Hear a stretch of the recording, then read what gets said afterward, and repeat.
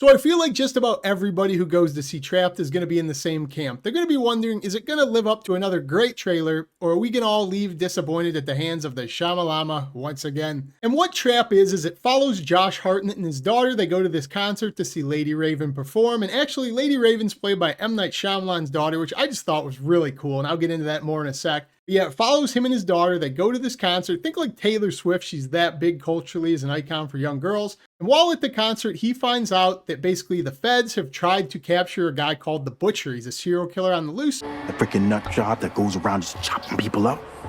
Well, the feds or whatever heard that he's gonna be here today. So they set up a trap for him. So you're following Josh Hartnett in this concert environment, basically as an anti-hero, where you're kind of rooting for him to evade capture, seeing where he's going to go, if they're going to get him. It's just a formula for a very fun movie, a movie I just think is a hell of a lot of fun. Something I'm grateful that M. Night Shyamalan has finally got back into his repertoire. Now, as I just said, what makes this film really unique is it really is a hybrid between a movie and a live action concert, because his daughter's doing music throughout the vast majority of this. I can't really think of another movie that comes to mind where it's a concert within a movie, but it actually feels like you're in a concert. So much so, in fact, when you have Josh Hartnett trying to like go around, evade capture, he's trying to, figure out ways to leave. You kind of feel like you're missing out on the concert because they make that such a central focus of a lot of this film. It's just a very strange and fun environment to have a movie in. So I really enjoyed it, because I don't think I've ever seen another film that does it like this, where it's on the ground, you have live music, a lot of performance. I just thought it was a really cool environment again, so that's something that really worked for me. Might not work for a lot of people, but I had a good time with it. And while you're at this concert, as I said, Lady Raven, the performer, played by M. Night Shyamalan's daughter, I actually think she's pretty damn talented. Okay, it might not be everyone's type of music, but I thought she's legitimately a good artist. Like the song she's singing, her vocal performances, I just thought it was fun to listen to her and learn some of her music because I think she's very talented. So I had fun with that as well. Again, another thing that just stood out to me in a time where there's a lot of derivative, boring movies. This was very unique and it was kind of refreshing to get live music in a movie. So it worked for me. But by far, as we all know, the reason this movie will either work or fail is the lead, Josh Hartnett. And I am beyond glad this guy is getting back in the movies. Hopefully, at least, he hasn't really confirmed any other projects, but I'm really happy he's back in a lead role. I've always loved this guy in movies. I don't really know why. It's something about his demeanor. He's just so likable as a personality. And I think that's really what makes this film work, because you have to spend a lot of time with this guy who's supposedly a serial killer. I won't get into where it goes. And you're just spending a lot of time kind of rooting for this guy as an anti-hero. And I think that only works because of how they cast Josh Hartnett. They didn't cast him. I think he's basically the perfect cast. He's such a likable guy on the surface. You naturally want to root for this guy. And again, with his legacy in film and him coming back, that adds another layer of the fact you want to root for him to be successful and have a good time in this film. But I just think he really brings to light what you're rooting for in this film, and he makes it happen. It's just something that really stood out. I think his performance is very good in this. And not even just when it comes to being rootable, but just like how he acts and how he has a demeanor of a creepy guy, some of his subtle behaviors, just the fun it seems like he's having.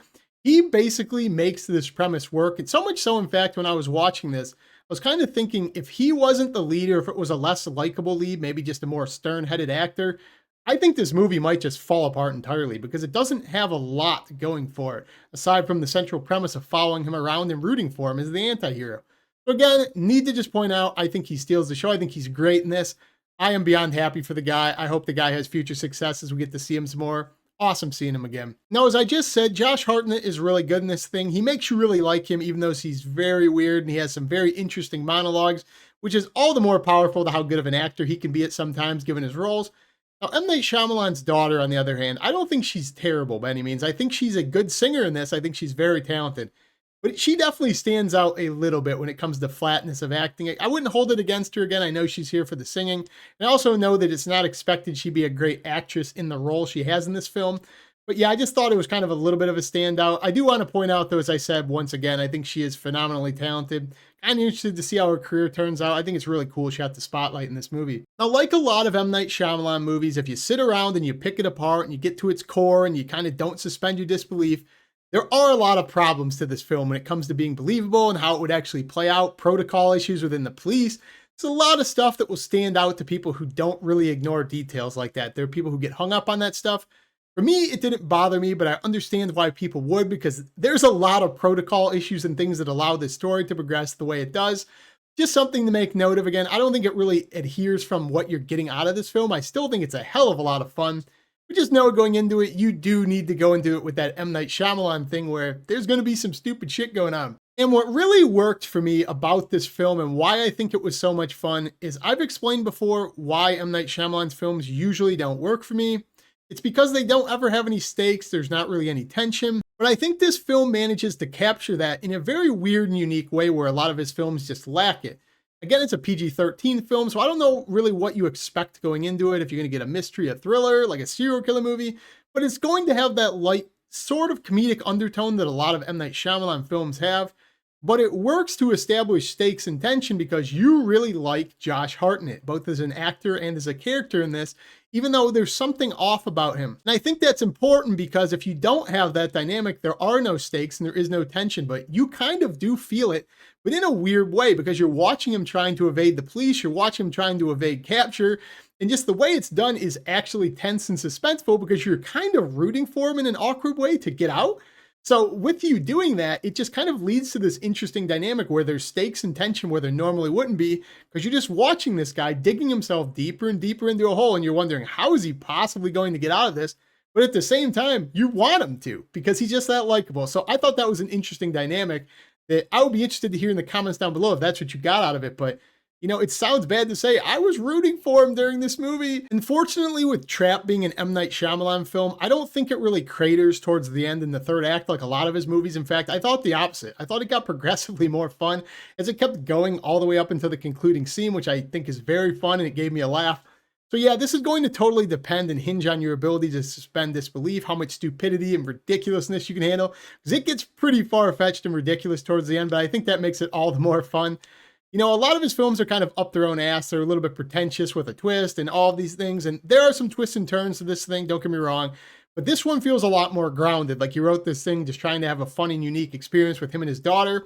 And I respect it for that. That's what I got out of it. And I think this movie can have a lot of fun if you go into it with the right attitude. So overall, guys, I will say this is probably my favorite M. Night Shyamalan film he's made in the last decade or so, just off the basis of how fun it is. I think it's an absurdly fun film, a movie a lot of people can have as a comfort film for years to come. If you're a fan of M. Night Shyamalan, you want a good thriller, you want something just a lighthearted mood, see Josh Hartnett return to the big screen, I recommend you check this out and support it. I'm gonna probably buy it on Blu-ray. So have you guys seen Trapped yet? Do you have any interest seeing this? Did you think the trailer looked good? If you did, comment down below, let me know, or let me know what your favorite M. Night Shyamalan film is. As always, if you haven't subscribed yet, what the hell are you waiting for? I do it all on this channel. Plus, we're on our way to 500 subs. We'd love to have you.